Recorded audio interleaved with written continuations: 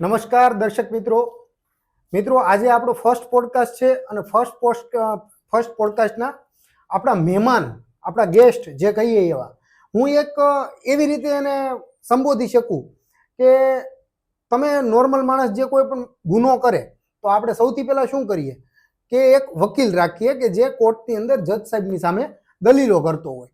તો જ્યારે તમે ધાર્મિક રીતે તમારાથી કંઈ ગુનો થઈ જાય, તમારી સિફ્ટીમાં કંઈક આંગળી આવી જાય તો આપણે શું કરીએ?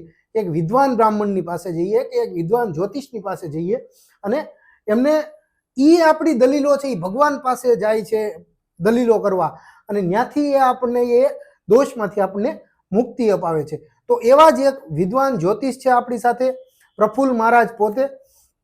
આપણે એને મળીએ અને થોડી ઘણી વાતચીત કરીએ અને જાણીએ કે સનાતન ધર્મની અંદર શું કરવાથી શું ન કરવાથી આપણે વકીલની પાસે કે ભગવાનની પાસે કોર્ટમાં જવું ન પડે.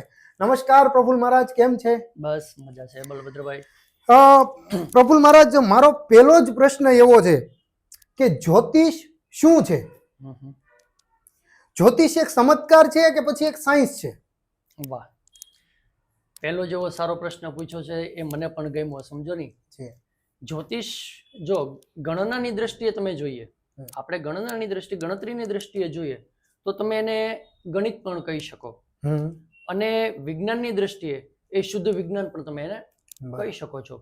ઘણા ખરા વ્યક્તિઓ એવા હોય છે કે ભાઈ અમે જ્યોતિષમાં નથી માનતા, જ્યોતિષ એવું કઈ હોય નહીં. અરે ભાઈ, શાસ્ત્ર કાયદેસર આપણું કહે છે જ્યોતિષામ નયનમ ચક્ષુહુ, વેદ નારાયણની આંખો છે જ્યોતિષ. બરાબર. જ્યોતિષની અંદર 12 રાશિ, 9 ગ્રહ, 27 નક્ષત્ર, યોગ, કરણ, તિથિ, વાર આ બધાય ભેગા થાય પછી એક પંચાંગ બનતું હોય છે. બરાબર. પંચાંગના આધારે આપણને ખબર પડે છે કે આપણે કયું કામ કયા સમયે કરવું. બરાબર. માણસને જીવન જીવવાની રાહ આપણને જ્યોતિષ અપાવે છે. આ બધી વસ્તુ આપણે જાણી શકીએ છીએ, એને જ્યોતિષ કહેવાય છે. ગણનાની દ્રષ્ટિએ જેમ મેં પહેલા કીધું એમ જ્યોતિષ છે એ શુદ્ધ ગણિત પણ છે અને જ્યોતિષ છે એ શુદ્ધ વિજ્ઞાન પણ છે. એટલે હરેક વ્યક્તિએ જ્યોતિષનો સહારો તો લેવો જ જોઈએ સાહેબ. બરાબર. તો મારા જ્યોતિષથી શું જાણી શકાય? જો આ પ્રશ્ન તો એવો છે ને કે હું એક ઉદાહરણ આપીને તમને સમજાવું. સમજી લો, માણસ જીવનની અંદર ખૂબ મહેનત કરે છે, બહુ મહેનત કરે છે, પણ ઘણા ખરા એવા આપણે વાત કરતા હોય કે ભાઈ મહારાજ અમે એટલી મહેનત કરીએ છીએ છતાં અમારી પાસે કંઈ બચતું નથી, અમારું કોઈ કામ સક્સેસ થતું નથી. તો એનું પાછળનું કારણ શું? મહેનત કરવા છતાં વસ્તુ નથી મળતી તો એનું કારણ શું? હવે એક વ્યક્તિ ગાડી લઈને જાય છે રસ્તા પર અને ફૂલ વરસાદ ચાલુ છે તો ફોર વ્હીલ વાળો શું કરશે? વાઇપર ચાલુ કરશે. બરાબર છે ને? વાઇપર ચાલુ કરે. વાઇપર ચાલુ કરવાથી શું થાય? સામેનો જે રસ્તો છે, એને જે જવાનો રસ્તો છે, એની મંજિલનો જે રસ્તો છે એ રસ્તો વાઇપરથી એને ચોખ્ખો બતાય કે રસ્તામાં જે ઝાકળ વરસાદી પાણી છે એને સાઈડ કરી દે છે વાઇપર અને જે વ્યક્તિને સીધો રસ્તો દેખાય છે. એવી જ રીતે જ્યોતિષની અંદર કુંડલી જોવાથી વ્યક્તિના જીવનનો રસ્તો છે ને ચોખ્ખો થઈ જાય છે. જ્યોતિષથી અનેક વસ્તુ જાણી શકે છે. માણસે કઈ ફિલ્ડમાં જવું, કોની સાથે ધંધો કરવો કે નોકરી કરવી. ચાલો ધંધો કરવો છે તો પાર્ટનરમાં ધંધો કરવો કે એકલાએ કરવો, આવું બધી વસ્તુ આપણે જ્યોતિષથી જાણી શકીએ છીએ. કુંડલીની અંદર 12 ભાવ હોય છે અને 12 ભાવની અંદર 9 ગ્રહ અલગ અલગ પોતાની પોઝિશન પ્રમાણે બેઠા હોય છે.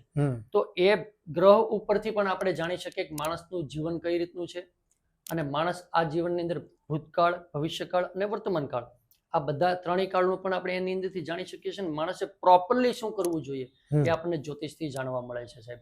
બરાબર. મહારાજ, એક સવાલ એવો થાય કે જ્યોતિષ કેટલું પૌરાણિક છે? જો મેં જ્યાં સુધી શાસ્ત્રોનું બધું અધ્યયન જે કર્યું છે એના આધાર પરથી કહું છું તો કોઈ ચોક્કસ એવો કોઈ વર્ષનો આંકડો નથી આપ્યો કોઈ બી શાસ્ત્રમાં કે ભાઈ જ્યોતિષ એટલા વર્ષ જૂનું છે. જ્યોતિષ તો આદિકાળથી ચાલ્યું આવે છે. બરાબર. યુગની આદિકાળથી જ્યોતિષ ચાલ્યું આવે છે. તમને હું અત્યારે થોડા ઘણા વર્ષો પહેલાનું જે ઉદાહરણ આપું કે જ્યોતિષ કેટલું પૌરાણિક છે. તો દ્વાપર યુગમાં કૃષ્ણ અવતાર હતો, સમજી લો. કૃષ્ણ ભગવાનનો જ્યારે જન્મ થયો ત્યારે ગોકુળની અંદર ગર્ગાચાર્યજી મહારાજે કૃષ્ણ ભગવાનનું નામકરણ કર્યું હતું. એ આપણે સૌ જાણીએ છીએ, ભાગવતજીમાં પણ એનો ઉલ્લેખ છે. નામકરણ થઈ ગયા પછી યશોદા મૈયાએ ગર્ગાચાર્યજીને કીધું હતું, બાપજી મારા લાલાનું ભવિષ્ય તો તમે જણાવો, શું કહે છે?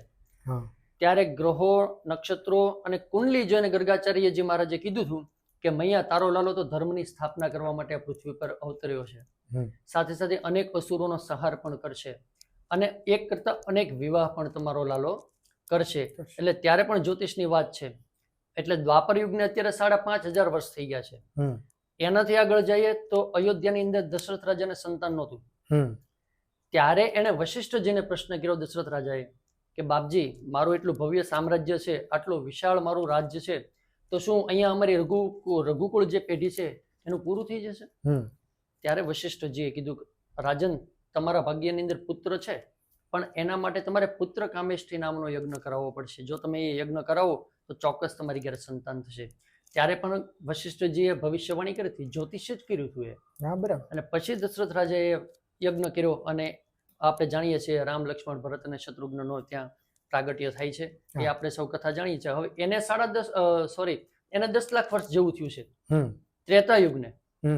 તો ઓછામાં ઓછું આપણે મારા મત પ્રમાણે 10 લાખ વર્ષ જૂનું તો છે જ જ્યોતિષ, સમજીનો. પણ જ્યોતિષ તો આદિ અનાદિકાળથી હાલ્યું હોય છે. એના માટે કોઈ એવો આંકડો નથી કે ભાઈ એટલા વર્ષ જૂનું છે. જ્યોતિષ બહુ પૌરાણિક છે. બરાબર. મહારાજ, ધર્મ શું છે? જો આ જવાબ છે ને, આ એવો છે, હું તમને શોર્ટમાં જ જવાબ આપીશ, આપણે બહુ અંદર નથી જવા આ ડીપમાં. ધર્મ વિશે તો આપણે શ્રીમદ ભાગવત ગીતા છે એની અંદર તો બહુ વિશેષ મહત્વ બતાવવામાં આવ્યું છે કે ભાઈ કોને ધર્મ કેવો, શું છે, આ છે, બધી વસ્તુ આપણે ગીતાજીમાં છે જ.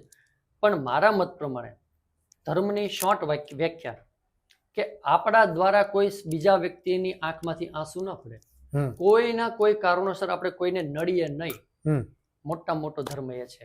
બરાબર. મહારાજ, ગણપતિ કોણ છે? જો ગણપતિ છે ને, ગણપતિ એક પદવી છે. જેમ કે આપણે ગામ હોય તો સરપંચ બનાવીએ, રાજ્ય હોય તો મુખ્યમંત્રી બનાવીએ, દેશ હોય તો આપણે વડાપ્રધાન બનાવીએ. તો બધાનો મોનિટરિંગ કરતું હોય, જે બધાને હેન્ડલ કરતું હોય, કેમ પદવી આપેલી હોય આપણે વડાપ્રધાનની, મુખ્યમંત્રીની, સરપંચની. એવી જ રીતે ઘણા બધા ગણો હોય, એના અધિપતિ બનાવી દે. ગણાનામ અધિપતિ ઇતિ ગણપતિ, આવું કહેવામાં આવે છે કે ઘણા બધા ગણો, જેમાં ભૂતગણ, પ્રેતગણ, પિચાસગણ, ગાંધર્વગણ, દેવગણ, આ પિતૃગણ, આ બધા ગણોના જે અધિપતિ, જે મેન હોય, એને કહેવાય છે ગણપતિ. તો ગણપતિ છે ને એક પદવી છે, પદ છે, એને ગણપતિ કહેવાય. બરાબર. મહારાજ, સનાતન ધર્મની અંદર આપણે ગણપતિ બાપાની પહેલી પૂજા કરીએ છીએ, શા માટે?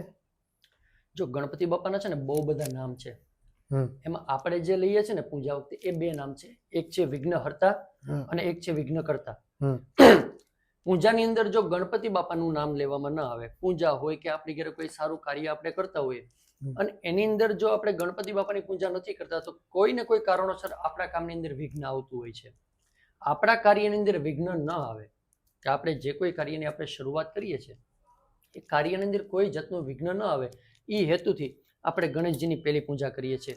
બીજી વસ્તુ એ છે કે મહાદેવજીએ પણ એમને વરદાન આપેલું છે કે પ્રથમ પૂજનના અધિકારી ગણેશજીને બનાવેલા છે. એટલા માટે આપણે ગણપતિજીની પૂજા પ્રથમ કરીએ છીએ. તો મહારાજ,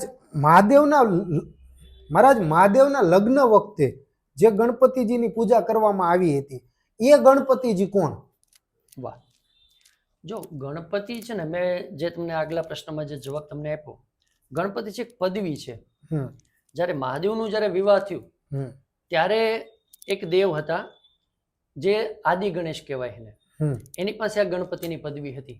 બરાબર. એ સમયે મહાદેવજીના જ્યારે લગ્ન થયા ત્યારે આદિ ગણેશની પૂજા કરવામાં આવી હતી.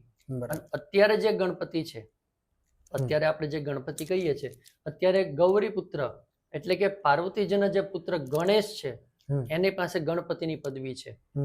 તો શિવજીના જ્યારે વિવાહ થયું ત્યારે આદિ ગણેશની પૂજા કરવામાં આવી હતી. અત્યારે જે ગણેશ છે એનું નામ સિદ્ધ ગણેશ છે. બરાબર. તો મહારાજ, ગણપતિજી એટલે કે સિદ્ધ ગણેશ જે છે એમના પરિવારમાં કોણ કોણ છે? વાહ. જો ગણપતિ બાપાના પરિવારની અંદર એમની 2 પત્ની છે. વિશ્વજીત પ્રજાપતિ કરીને એક દેવ હતા, એમની 2 પુત્રીઓ સિદ્ધિ અને બુદ્ધિ, 2 પુત્રીઓ એમની હતી. એણે ગણપતિ દાદા સાથે એમનું વિવાહ થયું. એમના 2 બાળકો પણ થયા. એમાં સિદ્ધિથી જે બાળક થયું એનું નામ હતું ક્ષેમ અને રિદ્ધિથી જે બાળક થયું એમનું નામ હતું લાભ. જેને આપણે આપણી ભાષાની અંદર વાત કરીએ તો આપણે ઘણીવાર રિદ્ધિ સિદ્ધિ કહીએ અને એના પુત્રોને આપણે લાભ અને શુભ કહીએ, પણ ખરેખર એનું નામ છે ક્ષેમ અને લાભ. બરાબર. મહારાજ, ગણપતિજીને ક્યારે યાદ કરવામાં આવે જેથી વિઘ્ન ન આવે? જો આમ તો હરેક વ્યક્તિ એટલે એમાં બધા આવી ગયા, ડગલે ને પગલે ગણેશજીને યાદ કરવા જોઈએ. હવે એક શ્લોકથી હું તમને સમજાવું તો વિદ્યારંભે વિવાહે ચ પ્રવેશે નિર્ગમે તથા સંગ્રામે સંકટેશ્ચૈવ વિઘ્નતસ્ય ન જાયતે. આ શ્લોકમાં એવું કીધું છે કે વિદ્યારંભે, વિદ્યાની શરૂઆત આપણે ભણવા બેસીએ ત્યારે આપણે ગણપતિજીને યાદ કરવા જોઈએ. વિવાહે ચ, જ્યારે લગ્ન સમય થાય, લગ્ન કરીએ ત્યારે પણ આપણે ગણપતિજીને આપણે યાદ કરતા હોઈએ છીએ. ગણપતિજીનું સ્થાપન આપણે પહેલા કરી અને આપણે ગણપતિ બાપાનું આહ્વાન કરતા હોઈએ છીએ. વિદ્યારંભે વિવાહે ચ પ્રવેશે, એટલે આપણે કોઈ પણ સારી જગ્યા ઉપર, કે આપણે કોઈ નવું મકાન લીધું હોય, નવી ઓફિસ હોય, આપણે અંદર પ્રવેશ કરતા હોઈએ ત્યારે પણ આપણે ગણપતિ બાપાને યાદ કરવા જોઈએ. નિર્ગમ એટલે કે આપણે યાત્રાએ જતા હોઈએ, આપણે કોઈ જગ્યાએ યાત્રા કરવા જઈએ, કંઈ ને તો કંઈ આપણે અહીંથી બહાર આપણે એટલામાં કોઈ જગ્યાએ ફરવા માટે જતા હોઈએ તો પણ આપણે ગણેશજીને યાદ કરવા જોઈએ. વિવાહે ચ પ્રવેશે નિર્ગમે તથા સંગ્રામે સંકટેશ્ચૈવ. સંગ્રામ એટલે જો કે હવે તો એવું નથી રહ્યું કે યુદ્ધ કરવામાં જઈને પછી આપણે પૂજા કરીને જઈએ, એવું તો નથી હોતું. પહેલાના સમયની અંદર રાજા મહારાજો જ્યારે યુદ્ધ કરવા જતા ને ત્યારે પહેલા ગણપતિ બાપાની પૂજા થતી હતી, પછી શસ્ત્ર પૂજા થતી હતી, પછી યુદ્ધ માટે જતા હતા. એટલે જ્યારે ઝઘડો કરવા જઈને ત્યારે પણ ગણપતિ બાપાને યાદ કરવા જોઈએ. અને કંઈ એવું લાગે સંકટ, ઘણીવાર આપણને ખબર હોય કે કોઈ દિવસ એવું કે આપણને એમ થાય કે નક્કી કંઈ થવાનું છે, કંઈક થવાનું છે, એવો આપણને ભાસ થાય. જ્યારે આવું સંકટ જેવું લાગે ને ત્યારે પણ આપણે ગણેશજીને યાદ કરવા જોઈએ, જેથી કરીને આપણા જીવનની અંદર આવનારા વિઘ્નો ગણેશજી દૂર કરે છે. એટલા માટે આપણે ગણપતિજીને હરપલ યાદ કરતા રહેવા જોઈએ. મહારાજ, એક પ્રશ્ન એવો છે કે ભગવાન કોને કહી શકાય? એક દ્રષ્ટિએ આ પ્રશ્ન છે ને બહુ સરસ પૂછ્યો છે. આની પણ હું તમને શોર્ટમાં જ જવાબ આપું, આમાં આપણે બહુ ડીપમાં નથી જવું. એક જ વસ્તુ યાદ રાખવાની કે જેમનું પ્રાગટ્ય હોય એ ભગવાન જ હોય. જેનો જન્મ છે એ સાહેબ ભગવાન ના હોઈ શકે. હા, એ સત્પુરુષ હોઈ શકે, સંન્યાસી હોઈ શકે, સાધુ હોઈ શકે, કોઈ સત્પુરુષ હોઈ શકે, પણ ભગવાન તો ના જ હોઈ શકે. ભગવાન પ્રગટે છે, જન્મતા નથી. હવે ઘણી વાર એવું થાય કે ભાઈ આપણે એમ કે કૃષ્ણ જન્મ થયો, રામનો જન્મ થયો, પણ સાહેબ કૃષ્ણ પ્રગટ્યા છે જેલમાં, મથુરાની જેલમાં. પહેલા કૃષ્ણ ભગવાન છે. હા, દેવકીજીને ગર્ભવતીનો સ્વાંગ આપ્યો, પણ જન્મ સમયે ભગવાન ચતુર્ભુજ નારાયણ સ્વરૂપે પ્રગટ્યા હતા.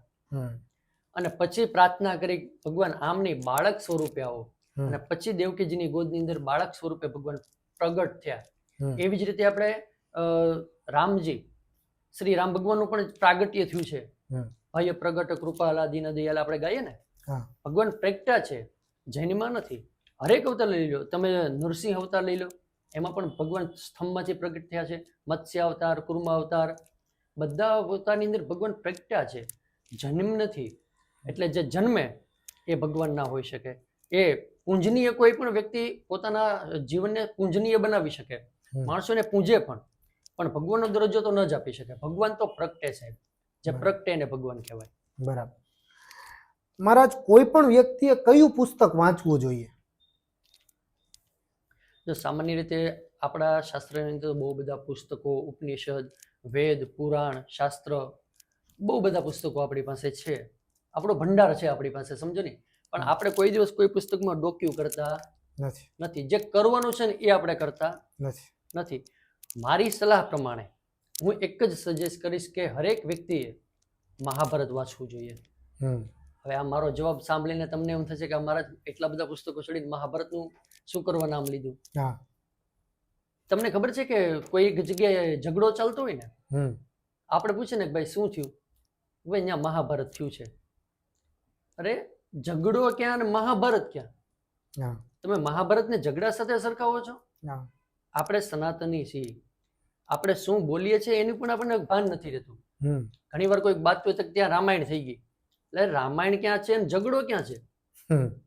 મહાભારત વાંચવાનું હું એટલા માટે કહું છું હરેક વ્યક્તિએ કે મહાભારત આપણને બધાને જીવન જીવવાનું રાહ શીખવાડે છે. કેમ જીવન જીવવું ની મહાભારત તમને બતાવે છે સાહેબ.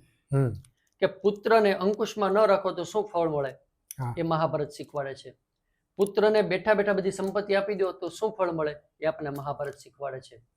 પરિવાર સાથે કેમ રહેવું, મિત્ર કેવો બનાવવો, ભાઈ સાથે કેમ રહેવું, પિતાએ પુત્ર સાથે કેમ રહેવું, પતિએ પત્ની સાથે કેમ રહેવું, આ બધી વસ્તુ આપણને મહાભારતમાંથી જાણવા મળે છે. સાથે સાથે આપણે શ્રીમદ ભાગવત ગીતા એ પણ મહાભારતમાંથી જ નીકળે છે સાહેબ. હા. એટલે હરેક વ્યક્તિએ ખાસ સમય કાઢી અને મહાભારતનું પુસ્તક જીવનની અંદર ચોક્કસ વાંચવું જોઈએ, જેથી કરીને પોતાના જીવનની અંદર એને કોઈ દિવસ કંઈ તકલીફ પડતી નથી, એને જીવન જીવવાની સાચી દિશા મળે છે સાહેબ.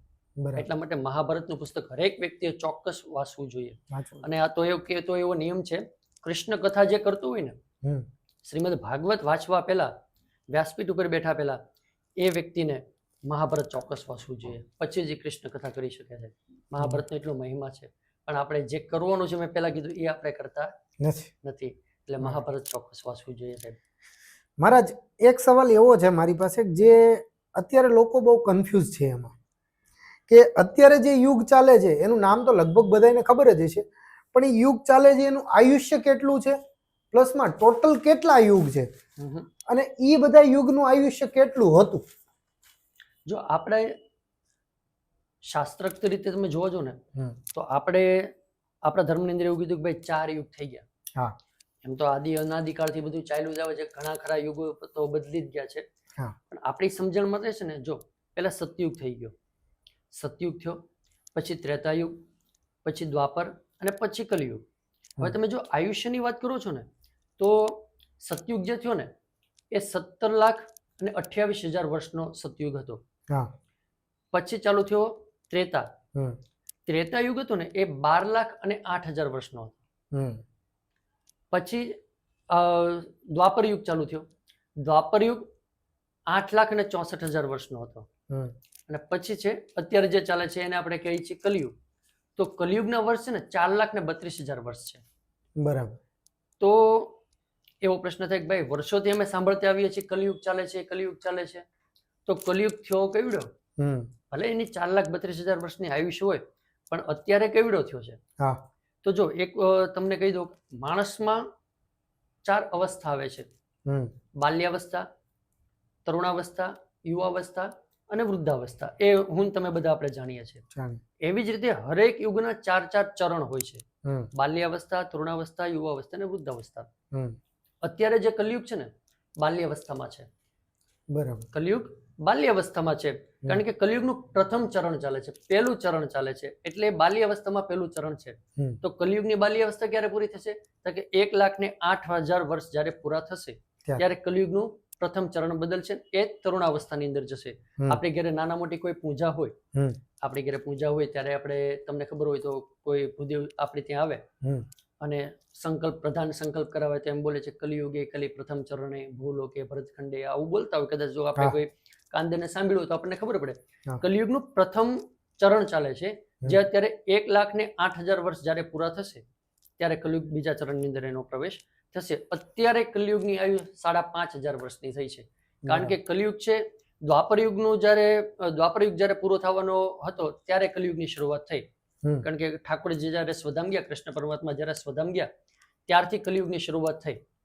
તો દ્વાપર યુગ ને કલિયુગ ને 5,500 વર્ષ કૃષ્ણ પરમાત્મા થઈ ગયા એ સમયથી લઈને અત્યારે સ્વધામ ગયા ત્યાંથી લઈને અત્યારનો સમય 5,500 વર્ષ જેવું થયું છે. તો કલિયુગની આયુષ અત્યારે 5,500 વર્ષની છે. 1,08,000 વર્ષ પૂરા થશે ત્યારે એનું પહેલું ચરણ પૂરું થશે. ટોટલ કલિયુગની આયુષ 4,32,000 વર્ષની છે. બરાબર. મહારાજ, કળિયુગની અંદર કયા દેવી દેવતાનું પૂજા કરવાથી આપને ફળ જલ્દી મળે? જો હરેક વ્યક્તિએ પોતાના ઈષ્ટને 24 કલાક આપણે એનું મનથી સ્મરણ તો કરતું જ રહેવું જોઈએ. પણ ખાસ કરીને તમે યુગ પ્રમાણે પૂછ્યું હોય તો કલો ચંડી વિનાયકો આવું એક સૂક્ત છે. કલી ચંડો વિનાયકો. કલિયુગની અંદર કુલદેવી, ચંડી એટલે માતાજી, કુલદેવી, જે કોઈ વ્યક્તિ કુળદેવીની ઉપાસના કરે, જે કોઈ કુળદેવી હોય, જે કોઈ પરિવારના જે કોઈ કુળદેવી હોય એમની ઉપાસના કરે, ગણપતિ બાપાની ઉપાસના કરે, કલો ચંડી વિનાયકો, વિનાયકો એટલે ગણપતિ બાપા અને ચંડી એટલે માતાજી. કુળદેવી અને માતાજીની હરેક વ્યક્તિએ હર હંમેશ પૂજા કરતી રહેવી જોઈએ. ઘણા ખરા તો અત્યારે એવા છે કે મેં સાંભળ્યું છે સાહેબ, મને કહે છે કે આપણે પૂછીએ તમારા કુળદેવી કોણ, તો કે અમારે કુળદેવી ના હોય. અરે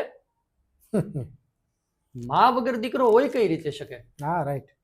મા વગર દીકરો હોય કઈ રીતે શકે? અને દીકરો અત્યારે એમ બોલે કે અમારે માં છે જ નહીં, ત્યારે આપણે એમ થઈ જાય કે આ બધું શું ચાલી રહ્યું છે અત્યારે. ત્યારે આપણે ખરેખર દુઃખ થાય કે આપણે સનાતની અને આપણે એમ કહીએ અમારે કુળદેવી નથી, તો હું શાસ્ત્ર ખોટું છે? કલો ચંડી વિનાયકો આ શાસ્ત્ર ખોટું છે શાસ્ત્રમાં લખવી? અત્યારનો માણસ કે હાસું, શાસ્ત્ર કે સાચું? શાસ્ત્ર કે સાચું. હર હંમેશ શાસ્ત્ર ઉપર જ આપણે ચાલવાનું રહે, એને જ સનાતની કહેવાય. કે આપણા વેદ પુરાણ શાસ્ત્રમાં જે કીધું છે એ જ કરવાનું, એને સાચો સનાતની કહેવાય. આપણા સ્વાર્થ માટે આપણે કાંઈ પણ કરી દઈએ એને સનાતની હું નથી માનતો, સમજી લો. એટલે કુળદેવી તો હરેક વ્યક્તિના હોય, માને કે ન માને એ એની ઈચ્છાની વસ્તુ છે. બાકી હરેક વ્યક્તિએ પોતાની માતાજી એટલે કે કુળદેવી અને ગણપતિજીની હર હંમેશ પૂજા કરવી જોઈએ. એની જેટલી ઉપાસના કરશો એટલું ફળ તમને જે કંઈ તમારી મનોકામના હોય અવશ્યપણે પૂરી થાય સાહેબ. પૂરી થાય. મહારાજ આપણા હિન્દુ શાસ્ત્રમાં કેટલા દેવી દેવતા છે? મેં સાંભળ્યું છે એવું કે 33 કરોડ દેવી દેવતા છે, તો એ શું સાચું છે? જો તમે એક નહીં, આમ તો ઘણી જગ્યાએ પૂજામાં આપણે જતા હોઈએ તો આપણે પણ સાંભળતા હોઈએ કે ભાઈ 33 કરોડ દેવતા છે, ફલાણી જગ્યાએ 33 કરોડ દેવતાનો વાસ છે, અહીંયા આમ છે તેમ છે, બહુ બધું આપણે સાંભળતા હોઈએ છીએ. પણ મેં જેમ આગળ તમને કીધું ને, આપણે છે ને કોઈ વસ્તુ જાણવાની કોશિશ કરતા જ નથી કરતા. હું તમને કહું, તમે પહેલાને કહો, પહેલો બીજાને કહે, બીજો ત્રીજાને કહે, આમ કરતા કરતા છે ને આપણે બધું આમ ફેલાવી દીધું છે. પ્રોપર વસ્તુ આપણે ભૂલી ગયા. પ્રોપર વસ્તુ જે આપણી પાસે જે હતી ને પ્રોપર આપણે ભૂલી ગયા છીએ અને આપણે ઊંધા રસ્તા ઉપર જ જતા રહીએ છીએ. તમે મને એક પ્રશ્ન કર્યો કે ભાઈ આપણા હિન્દુ શાસ્ત્રમાં દેવી દેવતા કેટલા છે? તમે જ પાછા કહો કે 33 કરોડ મેં સાંભળ્યું છે.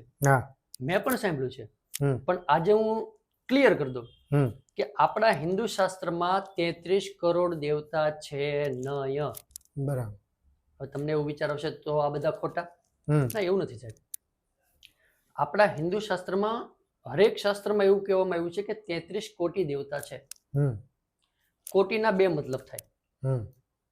હવે હું તમને થોડુંક એક ઉદાહરણ આપીને સમજાવું તો તમને થોડું વધારે મગજની અંદર બેસે. આપણે કોઈ ખેલાડી મેચની અંદર 100 રન મારે તો આપણે એવું બોલીએ કે ભાઈ શતક માર્યું. 100 રનને સંસ્કૃતમાં શતક કહેવાય. 100 ને રનને નહીં, સોરી બોલવામાં અમારે મિસ્ટેક છે.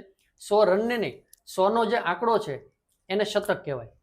1000 હોય એને સહસ્ત્ર કહેવાય. 1 લાખ હોય એને સંસ્કૃતમાં લક્ષ કહેવાય. 1 કરોડ હોય એને સંસ્કૃતમાં કોટી કહેવાય. બરાબર. કોટીના પાછા બે મતલબ થાય. 1 કોટી એટલે પ્રકાર, 1 કોટી એટલે સંખ્યા કરોડ. સમજો, 1 કોટી એટલે પ્રકાર, 1 કોટી એટલે સંખ્યા કરોડ.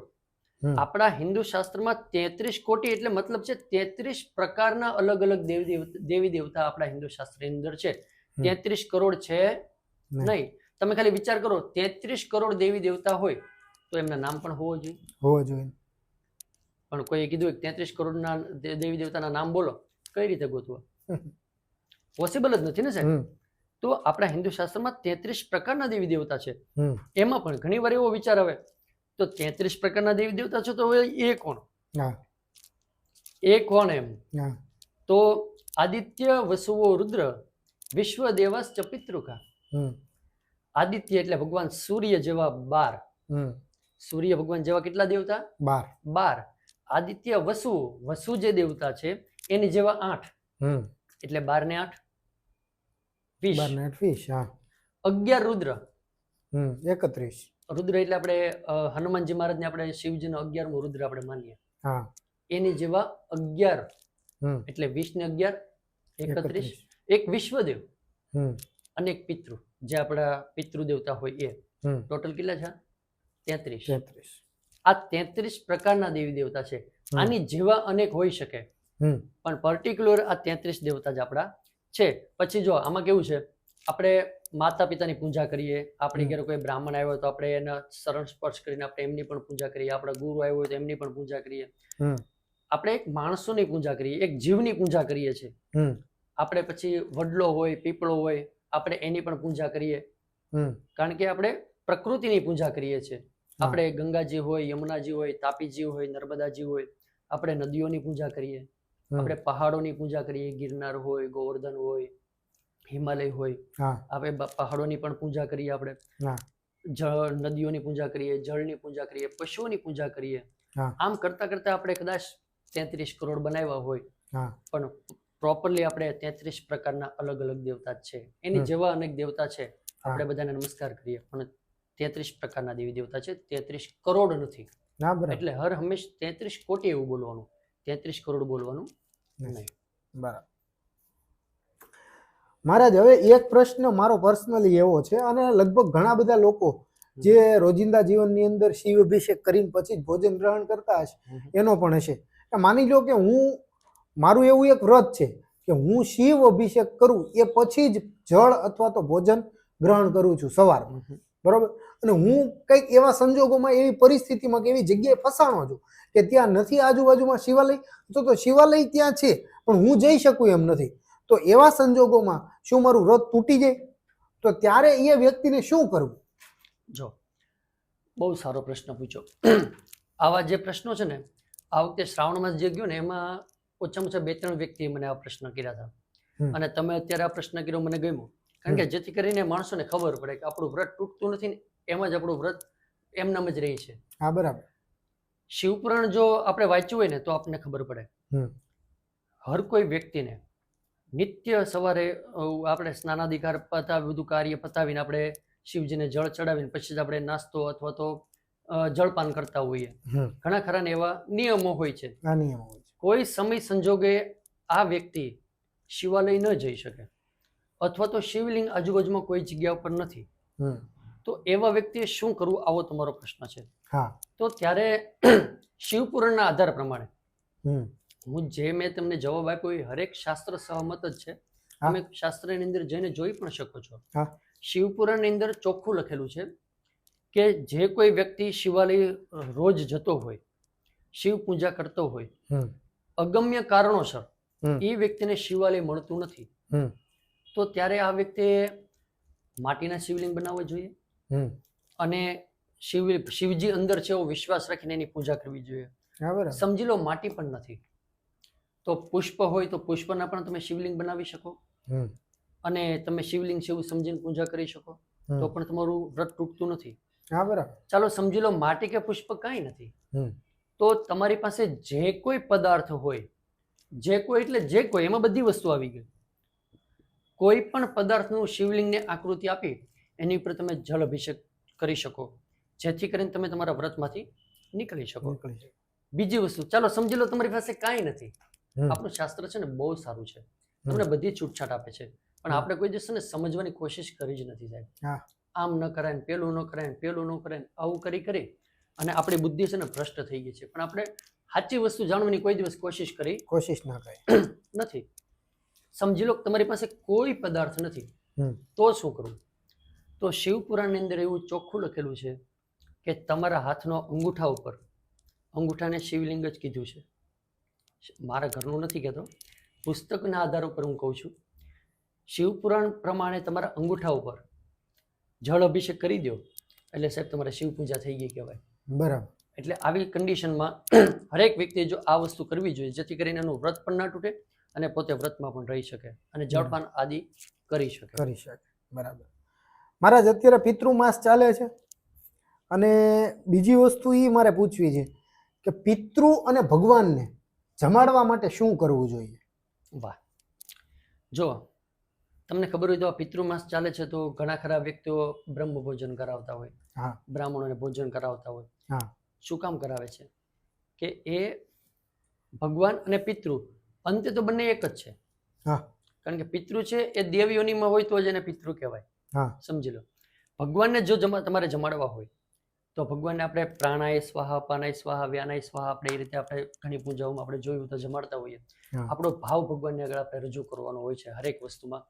તો ભગવાનને જમાડવા માટે તમારે યજ્ઞ કરવો જોઈએ.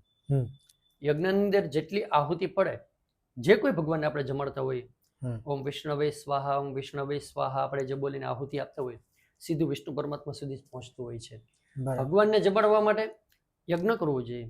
પિતૃને જમાડવા માટે તમારે બ્રહ્મ ભોજન કરવું જોઈએ. તમે જેટલા બ્રાહ્મણોને તૃપ્ત કરો એટલા તમારા પિતૃ રાજ્ય થતા હોય છે. અને આ પણ મારા ઘરનું નથી, આ પણ શાસ્ત્ર સહમત જ છે. શાસ્ત્રની અંદર તમે જઈ શકો છો. ગરુડ પુરાણની અંદર પણ આ બધી વસ્તુ લખાણ છે, હા તો તમે વાંચી શકો છો. હા બરાબર. કારણ કે પિતૃને જમાડવા માટે બ્રાહ્મણ અને ભગવાનને જમાડવા માટે અગ્નિ, આ બે જ મુખ છે, જેથી કરીને પિતૃ અને પરમાત્મા બંને આપણી પર રાજી થતા હોય છે. અને હું તો એમ કહું છું કે હરેક વ્યક્તિએ પિતૃને તો ચોક્કસ નમસ્કાર રોજે કરવા જોઈએ સાહેબ. કારણ કે પિતૃ જે આપી શકે ને એ સાહેબ ભગવાન પણ ન આપી શકે. ના હવે તમને એવું થશે કે મારા શું વાત કરે છે. અત્યારે ભાદરવો મહિનો ચાલે છે, આપણે સૌ જાણીએ છીએ. પિતૃ મહિનો ચાલે છે. તો મને એવું થયું કે મારે બે શબ્દ તમને કહેવા જોઈએ. હા પિતૃ જે આપી શકે ને એ કોઈ ભગવાન ના આપી શકે છે. કારણ કે જો પિતૃના આશીર્વાદ હોય ને તો જ આપણે ઘરે સંતાનો હોય.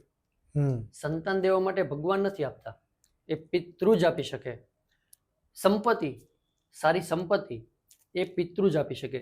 સારો ધંધો એ પિતૃ જ આપી શકે. પિતૃની કૃપા હોય તો જ આ બધી વસ્તુ પોસિબલ બને. બરાબર. તો હર હંમેશ પિતૃને પણ આપણે તૃપ્ત કરવા જોઈએ. એટલે ભગવાનને જમાડવા માટે અગ્નિ અને પિતૃને જમાડવા માટે બ્રહ્મ ભોજન કરાવવું જોઈએ, જેથી કરીને આ બંને તૃપ્ત થાય ને આપણે સારા આશીર્વાદની પ્રાપ્તિ કરાવતા હોય છે. બરાબર. મહારાજ હવે એક સવાલ એવો છે કે મેં નોર્મલી બધી એવું જોયું છે, એટલા માટે આ તમને આડેથી સવાલ લઈ લો કે દરેક સનાતની ભાઈ હોય, કોઈ પણ વ્યક્તિ, એને આપણા મંદિરોની અંદર કેવા કપડાં પહેરીને દર્શન કરવા જવું જોઈએ? બહુ ખાસ પ્રશ્ન પૂછ્યો છે તમે આ વખતે બલભદ્રભાઈ. કારણ કે ઘણા ખરા મંદિર ઉપર આપણે જઈએ ને સાહેબ, મારે બોલાય નહીં પણ આપણને શરમ આવે કે આપણે આપણું મંદિર, આપણા સનાતનીઓનું મંદિર, પછી કોઈ પણ મંદિર હોય, માતાજીનું હોય, મહાદેવનું હોય, ઠાકોરજીનું હોય, કોઈ પણ મંદિરની અંદર માણસો નાના નાની કેપરીઓ પહેરીને માણસ દર્શન કરવા આવતો હોય છે. તો એવા હરેક વ્યક્તિને મારે એક જ વસ્તુ કહેવાની છે કે જો આવા કપડાં પહેરીને તમારે મંદિરમાં જવાનું હોય ને તો તમે કાલથી મંદિરે જતા જ નહીં. કારણ કે તમે ભગવાનને શરમાવવા જાઓ છો, દર્શન કરવા નથી જતા. બરાબર. આવા વ્યક્તિઓ મંદિરને લાયક જ નથી, એને મંદિરે જવાય જ નહીં સાહેબ. જો એને ઈ ભાન નથી કે મંદિરમાં કઈ રીતે જવું, તો એને ત્યાં જઈને કામ શું છે? ભગવાનને પણ આવા માણસોનું કઈ કામ નથી, સમજો ને. હા, હું બોલું છું. ભગવાનને પણ આવા વ્યક્તિની કઈ જરૂર નથી, ને ઈ એક નહીં આવે તો એને ભગવાનને કઈ ફરક પણ પડી જશે નહીં. આપણા ભારતીય પરંપરાગત જે વસ્ત્રો આપણને બતાવવામાં આવ્યા છે, પુરુષ હોય, જો કયા આપણે મંદિરે જવાની વાત છે, દૈનિક જીવનની વાત નથી, મંદિરની અંદર આપણે કેમ જવું એ વાત છે. તો આપણે દરેક સનાતનીઓએ આપણે જ્યારે મંદિરમાં જઈએ ને ત્યારે પુરુષોએ ફરજિયાત ધોતી અને ખેસ આ પહેરીને જવું જોઈએ.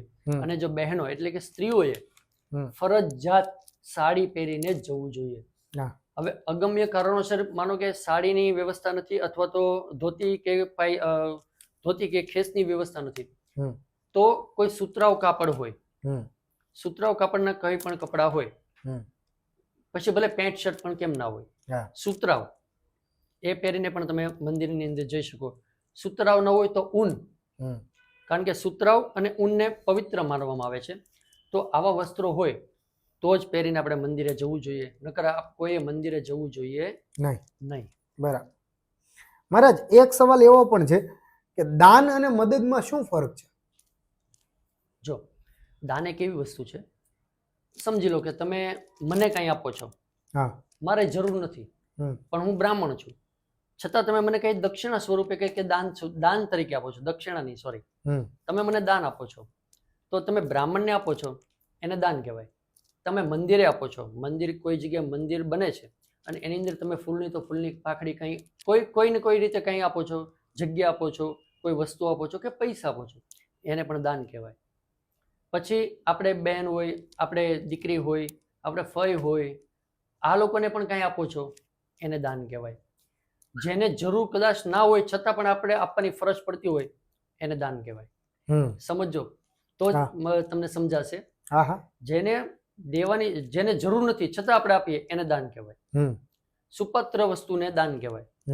તમે કોઈ જરૂરિયાત વ્યક્તિને કંઈ હેલ્પ કરો છો, કોઈ વસ્તુ પૈસા આપો છો કે ભોજન કરાવો છો, એને મદદ કહેવાય. જેને ખરેખર જરૂર છે અને તમારી પાસે આવે કંઈ લેવા માટે તો એને મદદ કહેવાય, એને દાન ન કહી શકાય. તો દાનમાં ને મદદમાં આટલો ફરક પડે કે કોઈ વ્યક્તિ જરૂરિયાત વેળે વ્યક્તિ આપણી પાસે આવીને કે ભાઈ મને 2000 રૂપિયા આપો, મારે જરૂર છે, હમ. તો એને મદદ કહેવાય, એને દાન ન કહી શકાય. હા. તમે મેં જે ગણાવી એટલી વસ્તુમાં તમે કાંઈ આપો છો એને દાન કહેવાય. આ સાઈડ મેં જે ગણાવ્યું એને મદદ કહેવાય. બરાબર. હવે મહારાજ, આજનો મારો છેલ્લો સવાલ એવો છે કે માણસની દિનચર્યા કેવી હોવી જોઈએ? જો અત્યારે તો દિનચર્યા વિશે વાત કરીએ ને તો વાત કર્યા જેવી જ નથી. હા હા. કારણ કે હરેક વ્યક્તિ હા. આમાં તો માની લો ને 70% હા. આંખ સવારની અંદર આંખ ખુલવા પહેલા એના મોબાઈલનો લોક ખુલતો હોય. હા. જ્યાં સુધી મને ખબર છે ત્યાં સુધી. હા. કારણ કે જ્યાં અમુક વ્યક્તિને તો એવી ટેવ પડી છે કે જ્યાં સુધી કોઈને બીજાને ગુડ મોર્નિંગ નો મેસેજ ન કરી દે ત્યાં સુધી એની ગુડ મોર્નિંગ ન થતી હોય. તો આ બધું ખોટું છે સાહેબ. સવારની અંદર આપણે ઉઠીએ, પરમાત્માનું પ્રાર્થના કરવી જોઈએ આપણે. ભલે જે આવડે, કાંઈ ન આવડે તો ઓમ નમઃ શિવાય, કૃષ્ણ પરમાત્માનો હોય તો ઓમ નમો ભગવતે વાસુદેવાય એટલું જ બોલો. આપણે ઓલું કરાગ્રે વસ્તી, હું એ કાંઈ નથી કહેતો તમને, ભલે ન આવડે પણ ભગવાનને બે હાથ જોડીને પ્રાર્થના કરો. ભગવાન, તે અમારા જીવનની અંદર એક નવો દિવસ આપ્યો, તે અમને એક નવો દિવસ આપ્યો છે, એ બદલ તારો ખૂબ ખૂબ આભાર. પછી વ્યક્તિ ઊભા થઈને ધરતી માતાને નમસ્કાર કરીને પોતાનું દિનચર્યા જે કાંઈ કામ હોય, મતલબ કે બ્રશ કરીને ફ્રેશ નાહી ધોઈ લેવાનું અને ફ્રેશ થઈ જવાનું, ભગવાનની પ્રાર્થના કરવાની અને પછી ભોજન કરીને પોતાના નિત્યક્રમ પર જવું જોઈએ. કામ કરીને ઘરે આવતા વેતે જ પાછું સીધું માણસે મંદિર જ જવું જોઈએ. પોતાના ઘરમાં જે મંદિર હોય ને, આપણે જે દીવાબત્તી કરતા હોય ત્યાં પાછો ભગવાનને આભાર માનવાનો. ભગવાન, હું જેવો બહાર ગયો હતો ને એવો જ તું મને પાછો લાવ્યો, એ બદલ પણ હું તારો આભાર માનું છું. ભગવાનની સંધ્યા આરતી પૂજા કરી પરિવાર સાથે કલાક, 1.5 કલાક કે 2 કલાક, જેવો જે વ્યક્તિને સમય મળે, ફરજિયાત પરિવાર સાથે 1 થી 2 કલાક હરેક વ્યક્તિએ કાઢવી જોઈએ. કારણ કે અત્યારના સમયમાં કોઈને આ સમય છે નહીં. તો હું હરેક ભાઈઓને કે બહેનોને બધાને એક વિનંતી કરીને કહું છું, ગમે એટલા વ્યસ્ત કેમ ના હોઈએ પણ પોતાના પરિવાર માટે કમસે કમ તમે જો 24 કલાકમાંથી 1 કલાક નથી કાઢી શકતા તો તમે જીવનની અંદર કાંઈ ન કરી શકો. સમજો ને, તમને તમારા પરિવાર માટે ટાઈમ નથી તો તમે બીજાને તો કોને ટાઈમ આપવાના? તો પરિવાર સાથે થોડા ગપ્પા મારી અને ભગવાનનો પ્રાર્થના કરી, ભગવાનનો આભાર માની અને પછી શયન કરવું જોઈએ. હરેક વ્યક્તિએ આ નિયમનું પાલન કરવું જોઈએ સાહેબ. બરાબર છે. તો ધન્યવાદ પ્રફુલ્લ મહારાજ, તમે આજે તમારો કિંમતી સમય ફાળવીને અહીંયા આવ્યા, વાતચીત કરી. મારા દર્શક મિત્રો, મારા ભાઈઓ, મારા સગા સંબંધીઓ કદાચ આ પોડકાસ્ટ જોશે અને એમાંથી 100% નહીં, ખાલી 5% લેશે તો પણ આપણને ખૂબ આનંદની અનુભૂતિ થશે. અને નેક્સ્ટ ટાઈમ તમારી સાથે બીજી વાર પોડકાસ્ટ કરવાનો, તમારી સાથે બીજી વાર વાતચીત કરવાનો લાવો અમને મળે, બરોબર, એવો મોકો અમને આપો, એવી પ્રાર્થના સાથે આજે આપણે વિદાય લઈએ છીએ. અને બીજા નંબરમાં દોસ્તો, જો તમારે જ્યોતિષ વિદ્યાનું કે કર્મકાંડનું કોઈ પણ પ્રકારનું કામ હોય તો પ્રફુલ્લ મહારાજનો ડાયરેક્ટ કોન્ટેક્ટ નંબર હું તમને ડિસ્પ્લે ઉપર આપું છું. તમે ડાયરેક્ટ એમને કોન્ટેક્ટ કરી શકો છો અને તમારી જે સમસ્યા હોય છે રોજિંદા જીવનની અંદર એ તમે સમાધાન કરાવી શકો છો. તો નમસ્કાર મિત્રો, હવે રજા લઈએ. જય હિન્દ, જય ભારત.